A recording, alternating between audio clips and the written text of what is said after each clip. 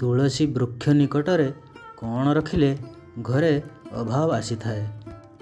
ତୁଳସୀ ବୃକ୍ଷକୁ ସମସ୍ତଙ୍କ ଘର ଅଗଣାରେ ପ୍ରତ୍ୟେକ ଦିନ ପୂଜା କରାଯାଏ।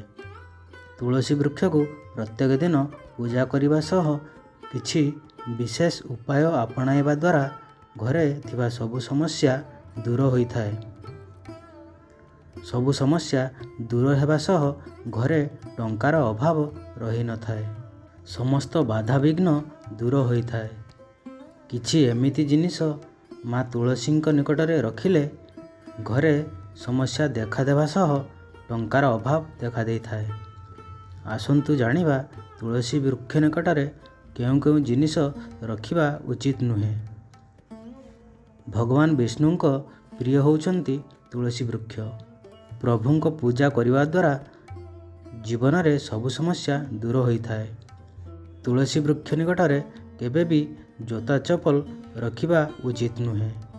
ଏହା କରିବା ଦ୍ୱାରା ତୁଳସୀଙ୍କ ଅପମାନ ହେବା ସହ ମା ଲକ୍ଷ୍ମୀ ମଧ୍ୟ ଅସନ୍ତୁଷ୍ଟ ହୋଇଥାନ୍ତି। ଏହାଦ୍ୱାରା ଘରେ ଆର୍ଥିକ ସମସ୍ୟା ଦେଖାଦେଇଥାଏ।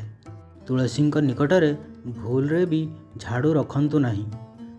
ଝାଡ଼ୁ ରଖିବା ଦ୍ୱାରା ମା ଲକ୍ଷ୍ମୀ ଓ ଭଗବାନଙ୍କ ଅବମାନନା ହୋଇଥାଏ।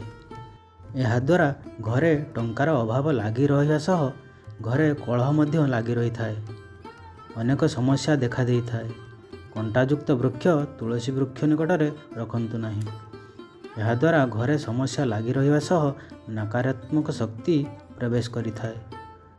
ତୁଳସୀ ବୃକ୍ଷ ରହିଥିବା ସ୍ଥାନକୁ ସଫା ରଖିବା ସହ ଆବର୍ଜନା ପକାନ୍ତୁ ନାହିଁ।